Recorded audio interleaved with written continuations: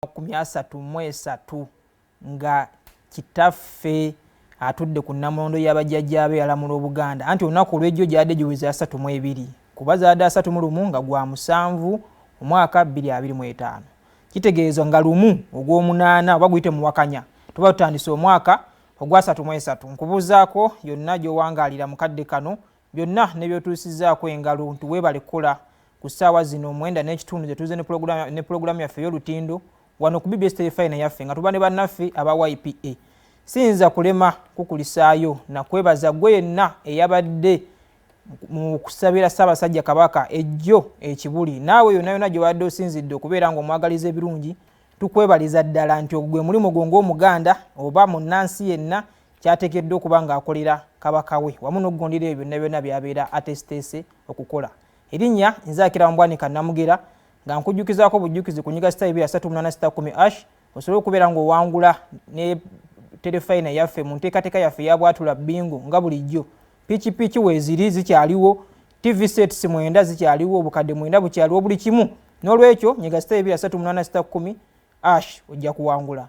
Mukadde kano nkomyewo ne omugenyi wange mukulu Semata David nja musaba akubuuzeeko naye nga nabakubuuzaako funa pen n'ekitabo kuba leero byaleese bisingako ku bya bulijjo. Yesebo nsanyuse nange okubeera ku BBS Telefine eyaffe nange njagala kuwozayoza n'okukulisaayo bannyinaffe ne baganda baffe ababadde ku bikujjuko. Twagala kwebaza Katonda olw'omutanda olw'emyaka kaakano okutandika okutambuza ogwa 33 YPA nga bulijjo gye tuli nnyo Youth Platform Africa gye nvudde era gye nkiikiridde nga tukyagenda mu maaso n'obuweereza bwaffe. Ekyo kirungi nnyo. Weewaawo ssebo. Mukulu Semata. Ssebo. Tubaye tunyumyanyumyamuuko wano. Ssebo. Ne tugamba leero abantu tugenda kubagamba ku ki. Ne tulaba ng'ekyenkizo mu kadde kano. Tuwulira abantu bangi. Oli ajja n'akugamba. Oba najja n'abaako ne byagamba nga yeeyita musigansimbi. Weewaawo. Naye nga musigansimbi be bano eboogerako gaga musigansimbi atalina nsimbi. Ensangi zino bangi tubalabyeko baze baboneka.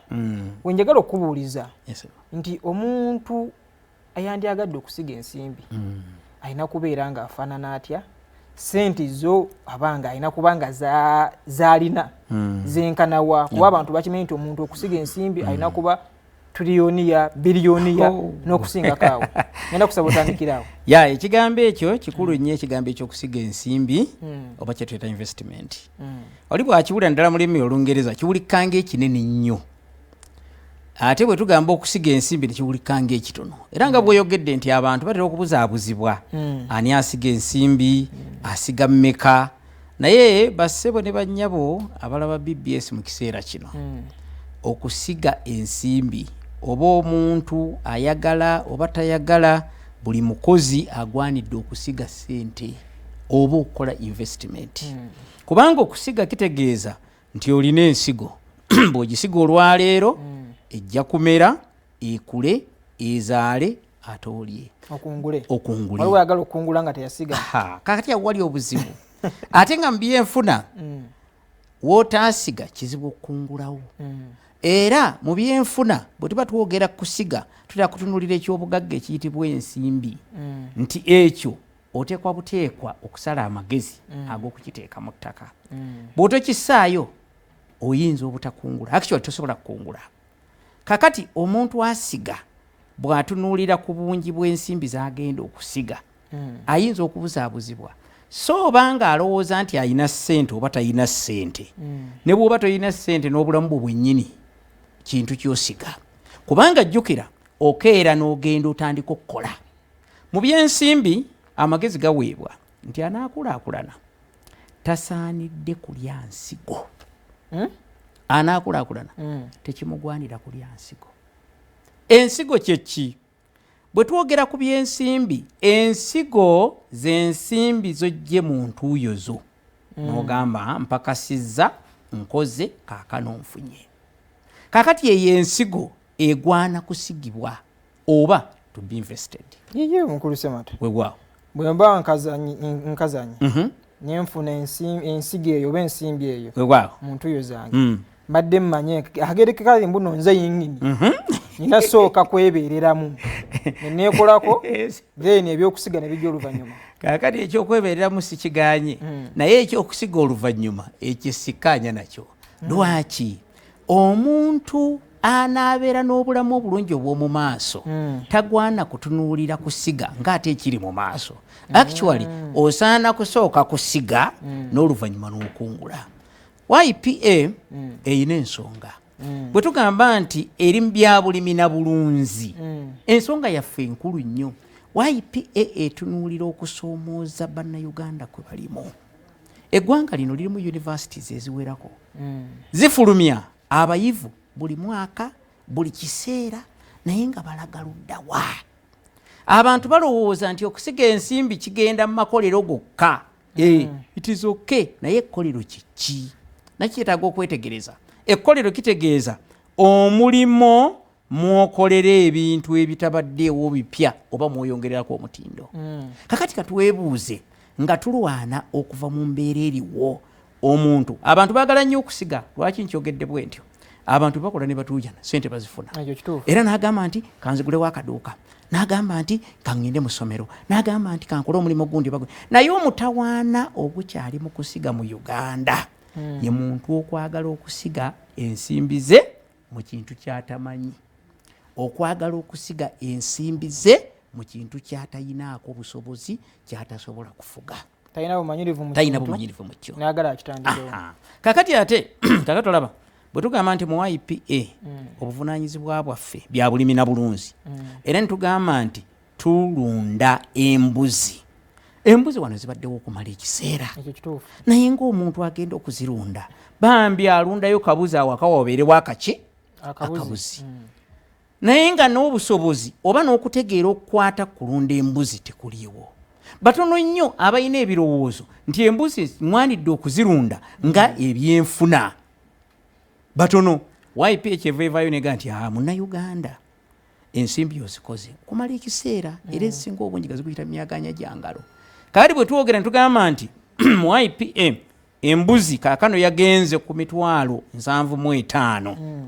waliwo bannayuganda abamu bempula ne bagamba nti 75,000 nga nnyingi embuzi yenkana ki naye embuzi eno ya lulyo ezaala mangu 2-3 ekula mangu esavuwala mangu ate ezitowa ate akatale kaayo weekali naddala muffe mu YPA kakano omuntu bw'agamba nti kingi tutera okubuuza nti mu bulamu bwo njagala otunuulire waliwo abampuliriza ng'akutte ssente n'azisiga mu ttaka nezimalayo emyaka nga kyezizadde kitono omulala n'azikwata n'aziteeka mu kaduuka obuduuka bwombulaba bungi ku byalo najala gye tubeera babutaddewo okumala emyezi 3 ejya renti oluggwako n'atambulamu omulala naga nti ngenze mu nnimiro naye mu nnimiro gy'ogenze olina busobozi bwenkanawa nkulusemata awo njagala okubuuliza nti omuntu yandyagadde okusiga ensimbi ze mu kintu kyonna alina kugoberera ki byalina otunuulira ennyo ekisookera ddala ekintu kino nkitegeera kyenkanawa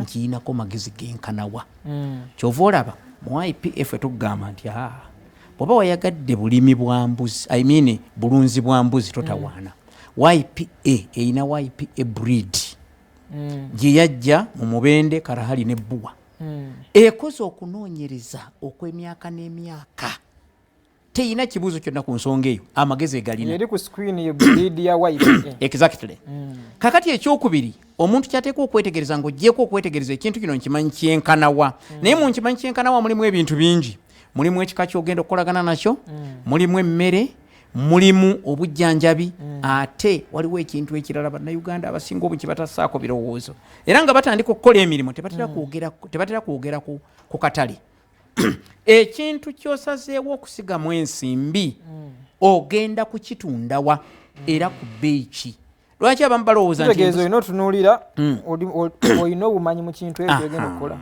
akatale kaakyo kali abantu abamu bagenda batoga nti embuzi ya YPA nga ya buseere ya ssente nnyingi omanyi lwaki bamanyira ziri ez'emitwalo 20 mitwalo 3 10 ke katale ke balina YPA Youth Platform Africa olw'eyasitula omutindo gw'embuzi era embuzi kintu kyanjawulo olwaleero bwe tugamba tizikyalinva buva tulina ebirooto bwe tugamba nti YPA building wano weeri tugenda kuzimba YPA tower ekizimbe ky'embuzi ekisoose tulina n'ebirooto ebikola factory y'embuzi awali office awo tujja kuteekawo tower birooto byaffe binene pulezidenti waffe abadde bweru era nja kubategeeza gye bujja ekigenda mu maaso kakano naye abaddeyo ne ttiimu ye nga bakola kunoonyereza bayigiriza bwe beebuuza mashini ezinaakola kino ziriwa kino ekinaakola kino ziriwa singa omuntu yatuuse ku YPA building wano ku Lubaga road n'agenda n'alaba restaurant y'embuzi nga bwe muli enkoko awalala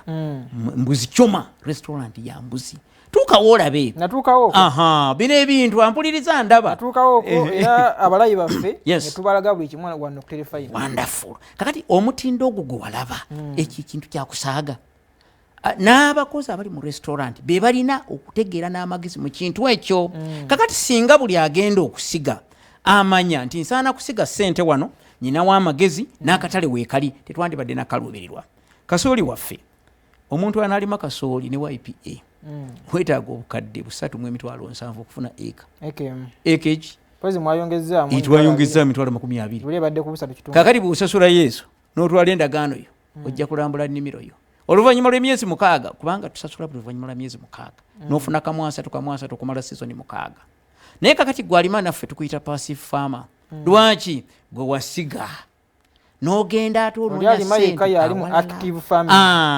naye kakati gwe yaleeta wano ssente n'ogenda n'endagaano yo kakati gwe tukuyita passive farmer this is passive income ensimbi zino kasooli waffe omulaba ensimbi zino zijja buli luvannyuma lwa myezi 6 naye ekimu ku bye twakola nga tulima kasooli kyekino nti breed ekika kya kasooli kye tugenda okulima bw'obanga ogyeko ekyo okubeera ekirungi endabirira management eyimiridde etya nga nayo nnungi byebimenya bannaffe abalima eyo mukono kamu ne tugamba nti ate tujja kukoma awo ne tunoonya akatale kasooli wa YPA tomala gazannyira ku kiro oba ogyagala ng'ogisobola gigule bw'oba togisobodde fe akatale tukalina lwaki twagonza ekyakatale era pulezidenti w'abanfunampola omwami Obedi Beni ebweru gy'abadde ekimu ku nsonga kwongera kugaziya butale kubanga gye buli mukulu Obedi omwogeddeko nnyo wewawuse tannabakomawo olwaleero mu butuufu ndoza kati atuuse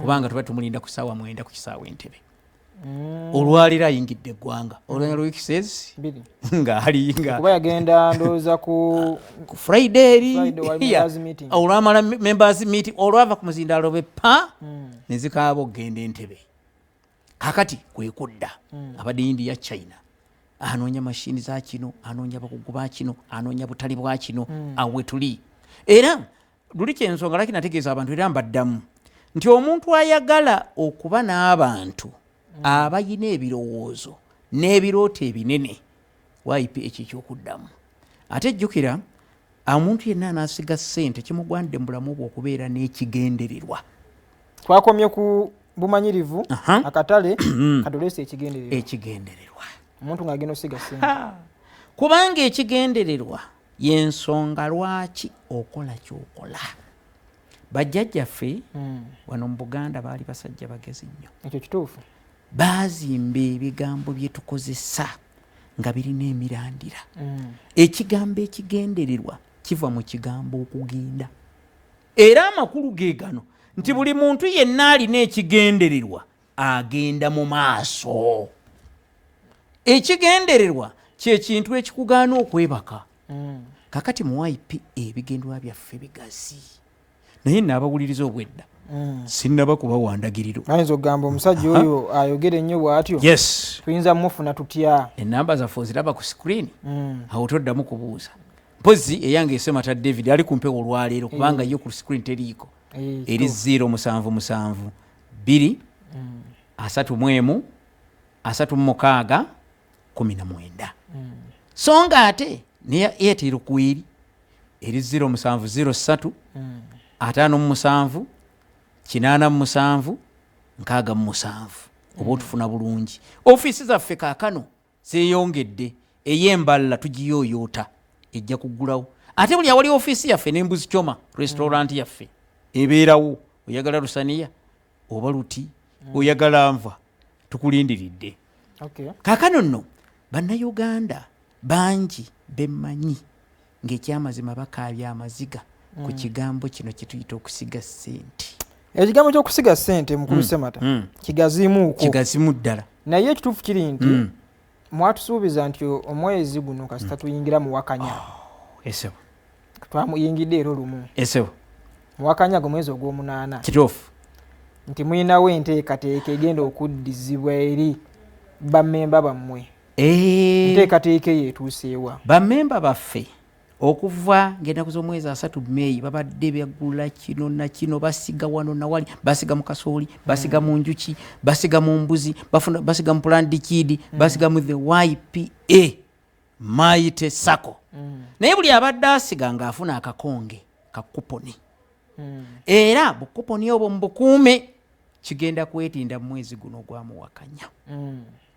Ate ennaku wabulayo mmeka ng'ennaku z'omwezi 8. Munaana si yo wiki ejja. Wiki ejja.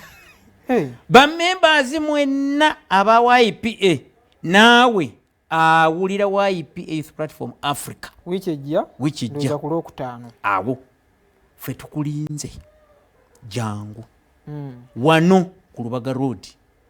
Era emikolo gigenda kubeera wano. Entujja egenda kuba no ku Lubaga Road. Emmotoka Kawundo aliya. Tuze nga tugibalagaano. Ekulindiridde. Ate omukisa gukyaliwo nti n'oyo yeye yennyini nti n'oyo agula olwaleero oba akola investment oba oyingidde mu kasooli oba mbuzi oba ogenze mu njuki oba mu pulandikidi oba mu sako ofunayo kuponizo ne weteekateeka nawe olina chance wangule motoka. Olina chance okwo kwe tuyita okusiga. Bw'osiga oli kungula. Abatasiga nsigo balinda amakungula. Bonna basiwangudde emmotoka. Bw'onooba tewangudde emmotoka ate essanyu lye lijja kuba ddene kubanga osigala oli musiga nsimbi oli investor. Bw'oba tewangudde emmotoka nga wagula embuzi zo 10 oluvannyuma lw'emyaka 3 ne ziba mbuzi 30 oba togenze mu maaso. Ate jjukira mbagambye batawaanya mu kusiga ekimu ku byo security nti ekintu ddala kyensigamu neekakasa. Ffe tugaane bw'oba osize mu kasooli sizo ne bwekyankalana ffe mu YPA buli kintu kiri mu insurance. Abalimi baffe abampuliriza mu buuzi balimi muli bameka ddala nga buli kyolima wakiteeka mu insurance. Njatuva tuga nti tofa mu sayizi eyo entono.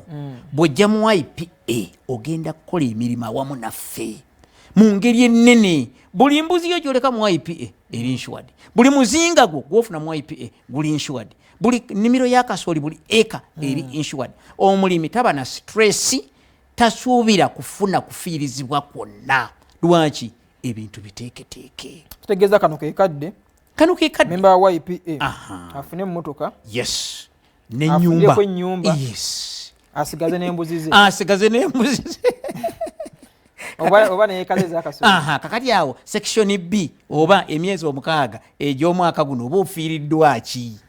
Osize olwayo. Ate omuntu olwebwa asiga alindirira amakungula atasize olinda makungula ki? Enamba zaffe ez'essimu oba jangu ku ofiisi zaffe ffe tukulinze naye enamba zaffe ez'essimu za lukale zikubeko otutuukeko mu YPA obulamu bujuuke obulamu bugende maaso. Ekigendwa kya YPA kwe kukyusa ku ntegeera ne tukyusa ku ndowooza gye tubadde nayo ebadde tusibye emabega ne tukyusa ebyenfuna mu ddakiika emu. Omulabi waffe yakatweyungako. Waaw. Ngenda kukusaba muyisizeemuuko. Akoze ate okuyunga ku YPA. Omulabi ayakatweyungako bw'oba oyagala kweyunga ku YPA ekisookera ddala jangu ku ofiisi zaffe Nansana Naluvule, Masaka, Maddu, Mbalala oba wano ku YPA building. N'emitwalo gya 25 ofuuka mmemba. Ate bw'ofuuka mmemba mulimu emiganyulo egiwerako nga n'insurance mweri kubanga omuntu yenna memba wa YPA abeera ne life assurance okuva mu Prudential Insurance. Ntwala 25. Endaga muntu yo bw'oba togirina ojja n'ebbaluwa y'erosi. Obufaananyi tujja bukubira mu ofiisi zaffe. Ne bwemba sibulina. Ne bw'oba tobulina abo tekikwetaagisa nnyo kubanga wali mashini ziwe ziri n'ezikola byonna ng'ofuuka mmemba. Bw'ofuuka mmemba otandika okwetaba mu misomo gyaffe okufuna amagezi naawe ebbeeyi erinnya ebintu by'okola birinnya ennamba zaffe ez'essimu tuzeerabira nga bwe tuzikolaka ku screen. Naye Ssemata David nze mbadde ole ku lwa YPA.